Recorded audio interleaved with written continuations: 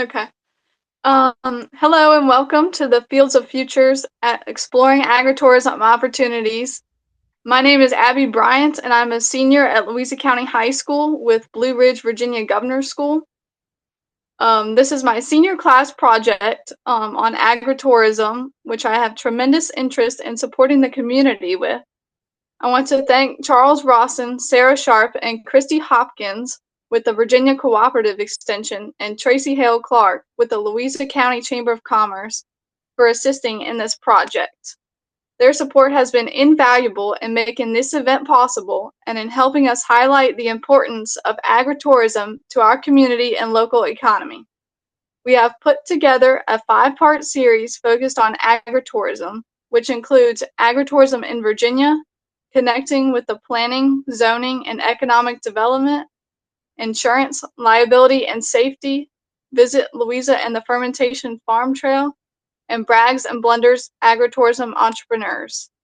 Thank you all for being here, and thank you for supporting the future of our community through agritourism. I'm excited for the conversations ahead and hope you find these sessions both inspiring and informative. Enjoy the workshop. Great job, Abby. Thank you. Good morning, everyone. My name's Tracy Clark. I'm with the Louisa County Chamber of Commerce, and it's been quite a pleasure working with Abby on her project. We are excited to offer this series of some great speakers, and we're going to kick it right off from the beginning with our first session, which is agritourism in Virginia. Our special guest this morning is Heather Wheeler, and she's the manager from the Office of Domestic Marketing and Promotions for the Virginia Department of Agriculture and Consumer Services. Heather has been a partner with producers, farmers market managers, farmers market vendors, and buyers across the state of Virginia to help them promote fresh local products and to enhance the marketing opportunities for those products. In addition to that role, she has served as the Virginia State Team for the Virginia State Team for Agritourism as an agritourism specialist for 8 years. Heather lives with her family on a farm in Spotsylvania County, where she raises goats, chickens, turkeys, and ducks. Heather has an education background in business administration, business management, and accounting, and she combines that with the true passion of agriculture and working with those in the industry. Welcome, and thank you for joining us, Heather. Excited to be here, and just thank you to Abby and Tracy for bringing this program to the community. It's an important subject to talk about. It's a growing sector of agriculture, and I'm excited to be with you. And I'm going to share my screen, and just full disclosure, this worked perfectly earlier, but when the pressure's on, sometimes it's not quite, it doesn't always work in our favor. So can everybody see the screen? Or my Heather, screen? you might change it to the full slideshow so it shows the full. Yeah. There we go. Can everybody see it? Yes. All right. Perfect. So the importance of agritourism really comes into play because the agricultural industry has changed over the years, and agritourism became a way to bring new value to the farm. And the importance of that is that we're now seeing that people are now sometimes 5 generations removed from farm life. They don't understand anything about farming. They may not have all the facts and the understanding to see what we do in the agriculture industry. So agritourism became a way to share what we're doing on the farm with the general public. It's a great way to connect people to their food system, the local food system. It's a great way to educate them on husbandry of animals. So there are a lot of activities that we can carry out. Agritourism is defined in the state code. This is the state code here. And really, it's an activity carried out on a farm or a ranch that allows members of the general public for recreational entertainment or educational purposes to view or enjoy rural activities, including farming, wineries, ranching, historical cultural, harvest your own activities or natural activities. So it's a pretty wide scope of what it does. And one of the questions that we receive most at Virginia Department of Agriculture is, because the state of Virginia defines it, do they regulate it? And no, we do not. It is then up to the counties and the localities to come up with the codes and the zoning to cover agritourism. Really, agritourism became where farming met tourism. And in the state of Virginia, this is perfect because agriculture is the number one industry in the state, followed by tourism. So when we take the two high performing industries, bring them together and combine them with a goal of providing a unique farm experience for the visitors and additional income for the farmers. So this is a great way. As everyone knows, we're right in the height of it. Nobody's going to be growing tomatoes outside right now. So we do have a shorter growing season in the state of Virginia that we may than those on the West Coast. So this is an opportunity to add some additional revenue in those off months or even during your crop season. According to the U.S. Census of Agriculture in 2022, a total of 28,617 farms provided agritourism and recreational services across the country. So it is growing. I'll show you a slide a little bit later. These numbers continue to increase year over year and have since the pandemic in 2020. One of the first things to really think about when you start your agritourism operation or start thinking about doing it is the Agritourism Activity Liability Code. There is no liability for an injury or death from a participant in an agritourism activity conducted at the agritourism location if such injury or death results from the inherent risk of the agritourism activity. While we have this, and it is in the Code of Virginia, this is not a supplement for insurance. If you're going to do this activity, you're going to have these activities on your farm. Really, one of the first conversations you need to have is with your insurance agent. Invite them to the farm, tell them exactly what you want to do. Don't give roundabout, I think it might be this, and then come back, just say, we're going to invite visitors to the farm. They're going to be able to go out and pick their own strawberries, and then leave out that you have a zip line running across the property over a pond and into a ravine. If you're going to do the zip line, you need to talk to your insurance agent. You're going to hear from others today as your program goes forward. And really, the one thing I can stress is you have to have very frank conversations about what you're doing, how many people you expect, which portion of your farm you're using as a protection to you. None of us want to be told no. None of us want to be told that there's a risk that we're facing. However, at the end of the day, your farm is your livelihood, and we're trying to protect you from any type of activity on the farm or living in a litigious society from a lawsuit or any type of payment that you have to make that could affect the future of your farm. So when we look at agritourism, there can be a broad spectrum of things that we can do. So I'm going to cover a few. This by no means is a full accounting of everything that agritourism encompasses, but it is some of the most popular things we see in the state of Virginia. So agricultural educational agritourism really showcases modern and historic farming methods. This is a way to demonstrate where food comes from. Everyone knows that in 2020, during COVID, grocery stores were empty. People wanted to know where their food was coming from. Each time there's a national news story about a food contamination, people getting sick, all of a sudden that where food comes from becomes a very important conversation, not just in the agricultural community, but in the community as a whole. So it's great to bring them out to your farm, show them how you're doing things, and even look at this as an opportunity. While we may have some backyard gardeners that come out, it's your opportunity to kind of share some tips and trades about how you get your lettuce to grow really well, or how you get your tomatoes to get to the size that they are, so that they can take that back and replicate it in their backyard farm or backyard garden. One of the things, if you're offering the educational agritourism type activities, you want to contact your local schools, homeschool co-ops, churches, and civic organizations, because these are the individuals that are looking to bring students out to the farm, adults out to the farm to learn more about agriculture. Another thing that we see across the state are farm festivals that are usually designed around the season, a holiday, or a crop being harvested. These can be 20-person festivals. These can be 200-person festivals. These can be 2,000-person festivals. But you need to know your farm's capacity for number of visitors. That doesn't just mean the number of people. That means, is your driveway, does the drive into your farm and the road into your farm have enough egress to move 2,000 people or cars? Do you have parking for all of the vehicles that are going to be involved there? So it's really taking a look at what you have, looking at the infrastructure of your farm, and knowing what your capacity is.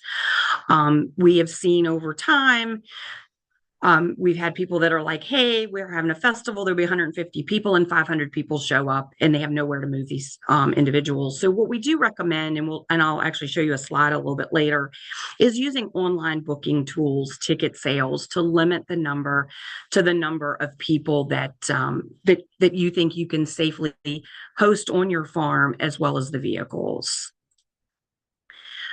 One of the biggest areas that we have seen grow since 2020 is culinary tourism. And this is centered on experiencing regional food and beverage, and has really become a key driver within the agritourism sector. And that's globally. That's here in the state, that's across the country, and that's around the world. It offers travelers a unique opportunity to engage deeply with local food culture while supporting sustainable farm-based economies. So these are on the farm dining, on the farm cooking lessons, anything that you can think of that brings people out. And one of the things I tell everyone when we have these type of workshops and they're interested in some of this, you may not be a chef, but it's easy to partner with a local chef that wants to come to the farm. So, when you look at your resources on the farm, also look at the resources in your community. You may not have the expertise to do everything here, but there's someone in your community that can. And this is an opportunity for a local chef to come to your farm, do a farm to table dinner, but then turn around and have your products featured on their restaurant menu. So these are some partnerships to keep in the back of your mind, and fill those gaps with the experts in your community. Another big thing for agritourism is the highlighting animals. So petting zoos, trail rides, cattle drives, and goat yoga. And this goat yoga is an example of how an agritourism opportunity grew and became incredibly popular with a farmer who raised goats. Everyone knows baby goats are the cutest thing in the world. He would have a field full of baby goats at the end of kidding season, and a yoga instructor from his community that wanted to get her yoga students outside. So the yoga student came to the farm. Both of them benefited from that. And that, again, was where the farmer didn't have to be the expert in everything for that activity. If you're considering animals in agritourism, you want to make sure your guests are safe and animal safety. So, if you have the cute little goats, everybody's great, but you have one that likes to bite but causes problems, that might be an opportunity for him to spend some time in your barn and away from the visitors, just so that the guests are safe. You'll also want to consider mobile hand washing stations, because we all know, I know I've raised 3 kids. They'll pet the animal and immediately put something into their mouth for lunch or as a snack. So having those hand washing stations, access to hand sanitizing and signs that say, to remind people to make sure that they wash their hands before they, as they leave that animal area. You'll also want to take into consideration biosecurity concerns. I know all of us have heard about avian flu. You've seen it in the news. If you have chickens, turkeys, any type that could be susceptible to that, you may take that into account as guests are coming into your farm. I know with our farm right now, we're being very careful about feed deliveries coming in, hay deliveries coming in, and where that's going so that they're not crossing paths with our turkeys and chickens. So just things to think about. The animals are always an attraction. And if you have them on the farm, it's a great opportunity to highlight them, as well as the husbandry practices that keeps them healthy. Another one that we see are farm stays, and this allows guests to reside on active farms and participate in daily agricultural activities, and they're gaining significantly in popularity. These are on-farm lodging that can be tent camping, tiny houses, bed and breakfast, RV camping. Again, this is a great way to use your land, invite people to come and experience what it is to live on a farm. But this is also where you need to have that conversation with your county and determine what zoning requirements are for your bed and breakfast, what zoning requirements are going to be for RV camping. We do see in some counties that there are a few things that need to be done to make this happen, but they're normally not gigantic obstacles that can't be overcome. And then recreational purposes. This is basically using the features of your land to invite guests to come bird watching, fishing, and walking trails. If you have a stocked pond on your farm, you have access to a river, you have created trails on your farm for walking and bird watching. These are all activities that don't require a ton of input on the front side, a ton of resources on the front. You're not building anything, you're not investing in any equipment. These are things that currently exist. So sometimes this is a great introductory to agritourism. It's something that you can do fairly easily without a lot of capital input.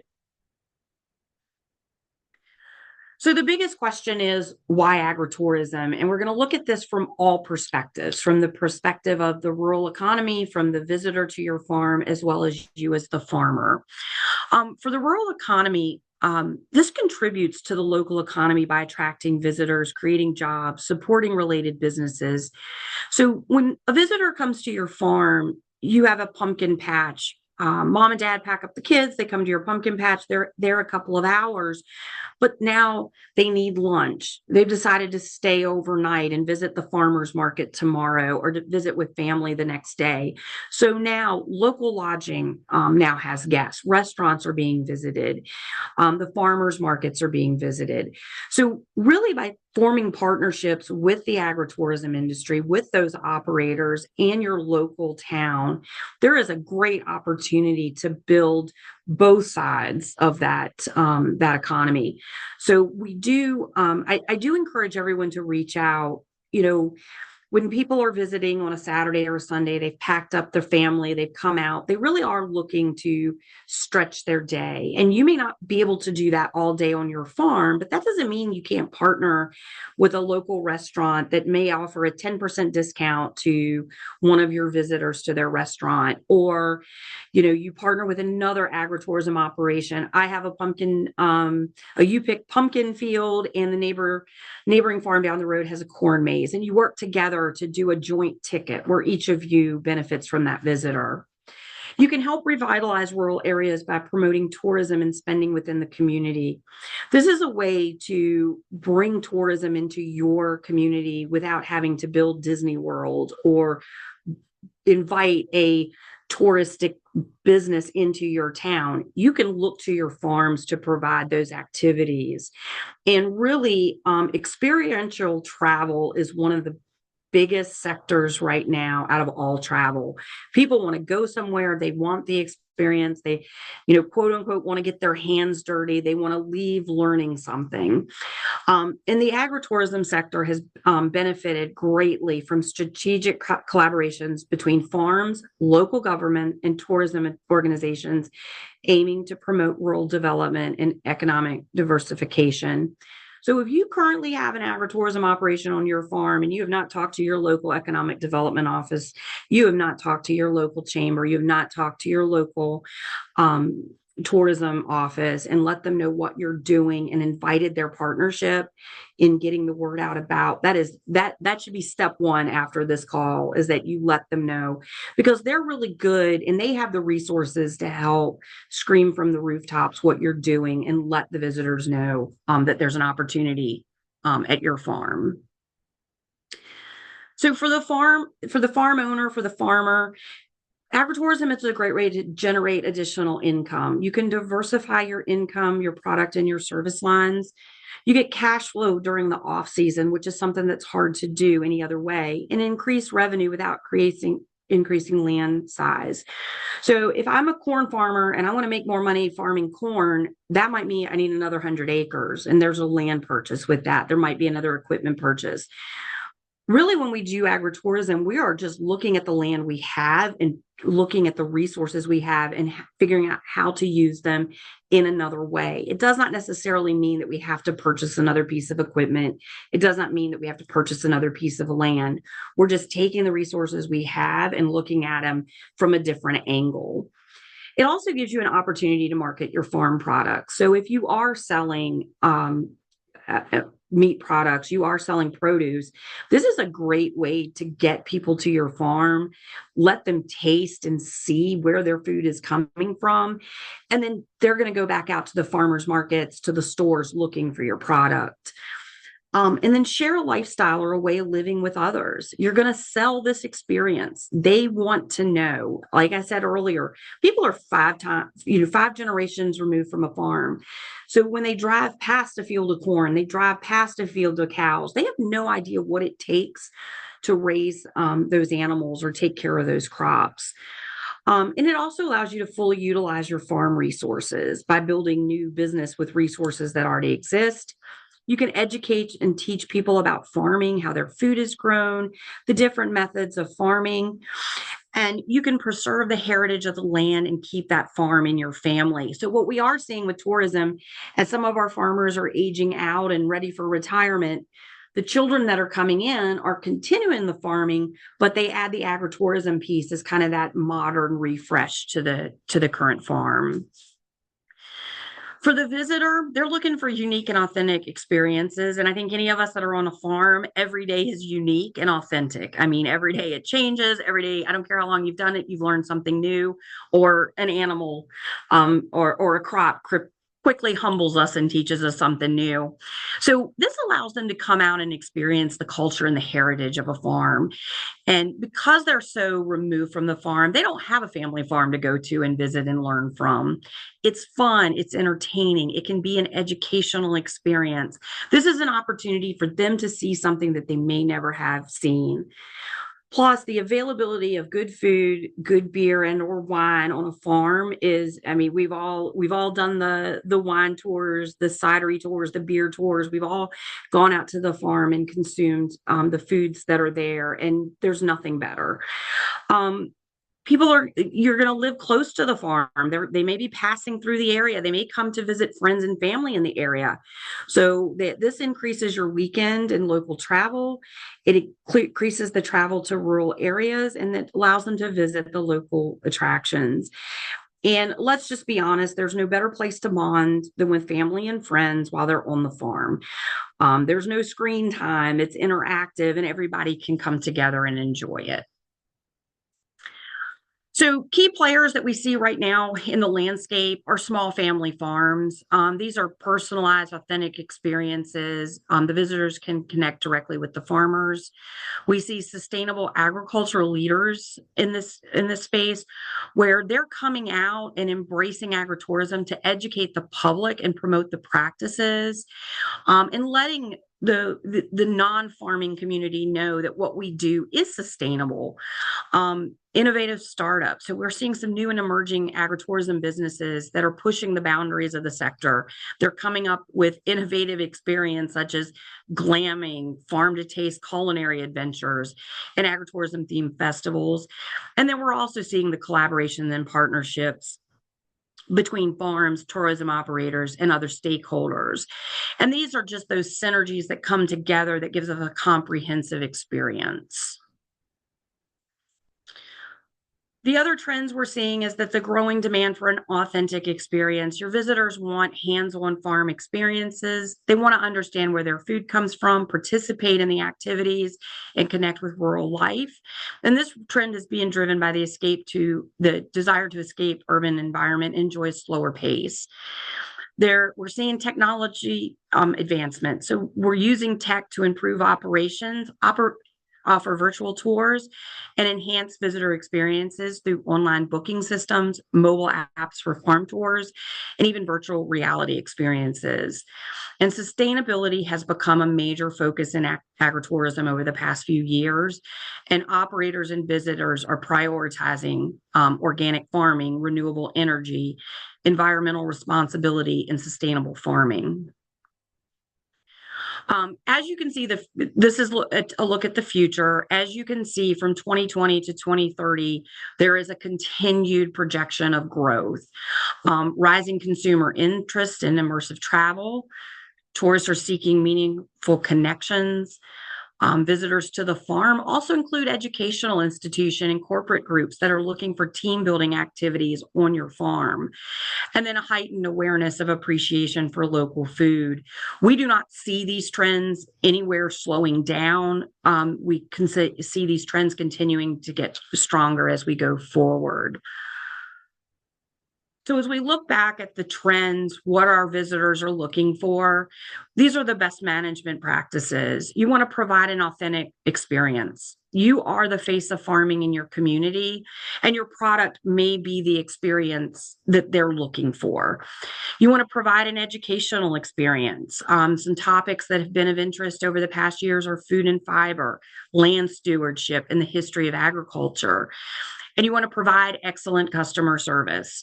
This has to be an integral part of your business. You need to ensure a safe and high quality experience. Engage customers on your farm will become repeat customers and will tell everybody. It is the best marketing tool you have is your customer experience. So if you're thinking about agritourism and you're really looking at, is it for me? You want to assess your personality. Do you enjoy interacting with people? And this is all type of people. This is a people business. If you are not a people person, do you have someone in your immediate family, a friend that can be the face of your business? Are you a good communicator? Are you organized? And can you adapt to change? All of this goes on outside. Mother Nature, as we have seen over the last month or so, will throw us curveballs. Are you prepared to change as the weather changes? And identify your goal. What is your timeline? Do you want this to supplement your income, complement it, or be your primary enterprise on the farm? And put it in writing. Write it down, build a business plan, and reference that business plan often. When you look at it as it for you, look at your resources, look at your land. Is it suited to what you want to do? How close is it to population centers? What buildings do you have? And your ability to add a new enterprise without increasing the amount of land. What is the human resources you have? You'll need a labor force. Do you have creative skill, talents, and social media skills? And will you need additional employees to do this?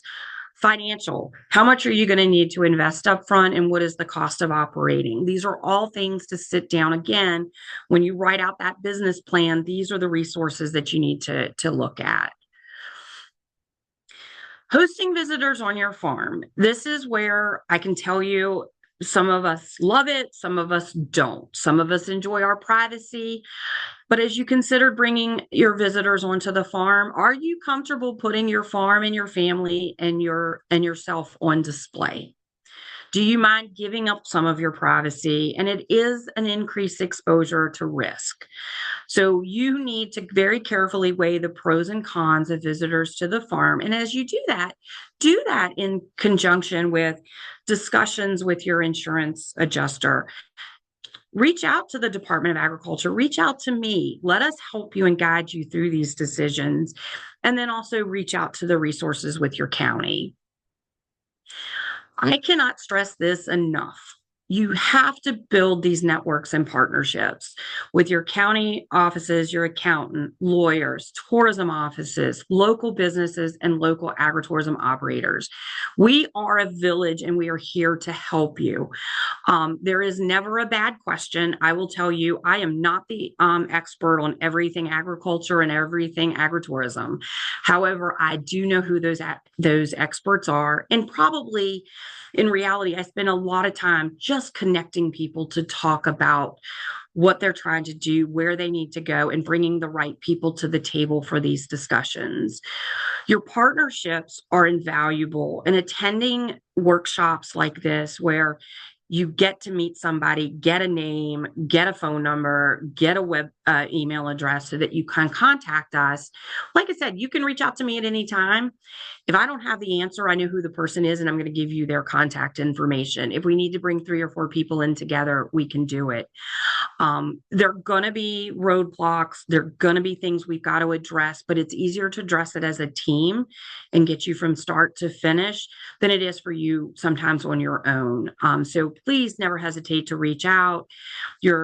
The Virginia Department of Agriculture is a robust agency. We have a ton of resources here. I'm happy to guide you through those. Your small business development centers are there to help you with your business planning. Your local cooperative extension service are great in helping you with everything agriculture. Your Virginia and local tourism directors and staff are wonderful at helping you get the word out about your farm, letting you know what's going on in the tourism industry.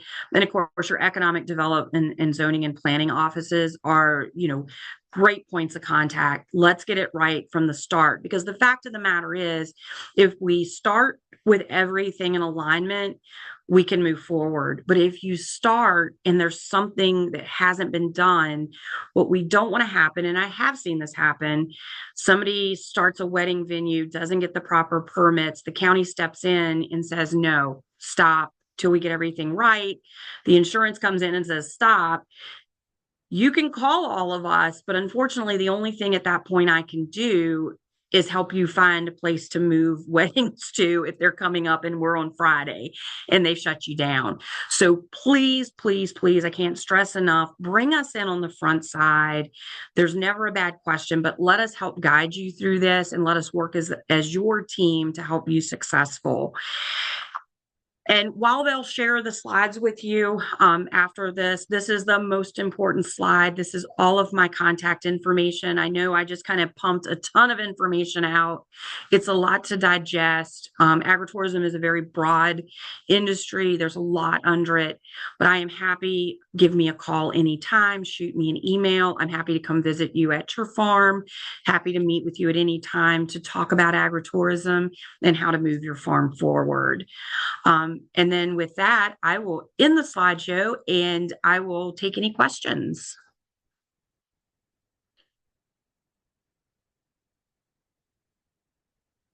Thank you so much, Heather. That was a great presentation, right on point with kind of information that we want to share. We do have a question from early on that was asked in the chat, and I would encourage anyone else, if you have a question, you can put it in the chat or simply raise your hand that Heather could answer for you. The question goes back to the beginning where you talked about liability. Is there only immunity from liability if the warning sign is posted? In their experience, the insurance company has had signs that comply with the statute. So Yes. do you have some clarity on that? You will want to, and I think, I thought you guys had, and so I didn't want to, because you got somebody later and I didn't want to actually, yeah, so I will. They'll address this in a later presentation, but yes, you will want that sign visible to every visitor arriving. You cannot post that too many times. And warning signs about do not climb on equipment, do not crawl through the fence. If you have electric fences, either have them turned off or have 100 signs that say do not touch the electric fence. But the agritourism sign, typically, if you have an egress point into the farm, you're selling tickets from a place, you have a certain break in the fence they're coming through, you can never have too many signs, have them in those areas. If you are selling tickets online for this, have it on your website. We have seen it included in documents you may sign as a waiver to participate in an activity. But yes, it needs to be at the front. You cannot have too many. There was a change in legislation a few years ago. So the sign can either say warning or attention. It does not matter which one.